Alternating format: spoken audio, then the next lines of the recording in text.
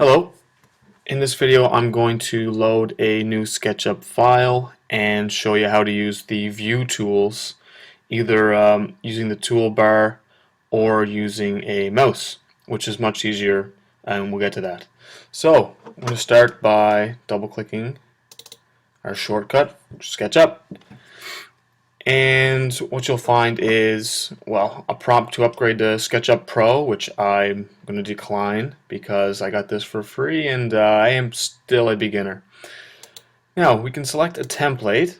Now we can use feet or inches as our measurements system. We can use meters, so you've got many options, as you can see, obviously, between imperial and metric systems. Let's start with feet and inches. So I'm going to select my template, and we will start using SketchUp. What you see now is our system here. We've got X, Y, Z axes, the blue Z, the green Y, and the red X. And we've got a kind of life-size visual here to give us a reference. Now, to view, or to modify your view, the tools that you're going to be using are the following: the orbit tool, the pan tool, the zoom, and well, mostly just these three, to be honest. To pan, we'll click this button and shift our mouse up, down, right or left. To orbit, if I want to see around, well, this guy's image maintains a constant face. But if I did have a structure built, I would be able to look above, bird's eye view, look underneath, and walk around our structure using the orbit tool. And to zoom in and out, we simply use this tool, double click where you see fit to zoom. Now, these three tools are built into the mouse.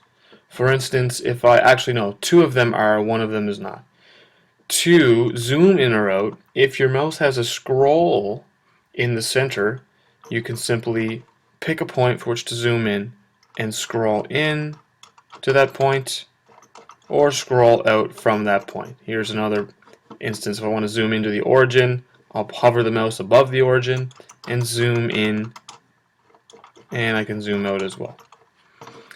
To orbit, instead of having to grab the orbit tool, hold it, click, and move, I can hold down the scroll button.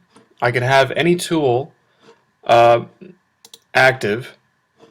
Doesn't matter which tool I have active, this random one here. If I hold the scroll tool, it immediately knows that I want to orbit. And then I'm moving my mouse to get the perspective that I want. To pan, unfortunately, you do have to click and hold this hand button here and move the mouse about. Okay, so I'm just going to build a cube, maybe 1 foot by 1 foot. So I'm just going to get a square. Well, what appears to be a square. I know it's not exactly a square, but if I want to get a square that's 1 foot by 1 foot, actually let's do 5 feet by 5 feet. I'm going to go down to my dimensions toolbox, my dimensions box here, and input 5 feet, comma, 5 feet. That's my length, that's my width. If I wish to give this a bit of volume, I'm going to use the push-pull tool and pull that face up. If I wish to create a cube, I can do it manually. I can come very close, as you can see from the bottom right corner here, that text box. But it's not quite a cube. In order to ensure that it is a cube, before I do anything else on SketchUp, I'm going to input 5 feet. And it locks it into that exact measurement. If I want to make sure that I've got my cube, I can measure some distances here. We've got 5, and 5 across the top. Now let's practice what we came here to do, using the view tools. If I'd like to zoom in or out, let's pick this far corner here. I'm going to hover over this corner and scroll right in. And scroll out once again.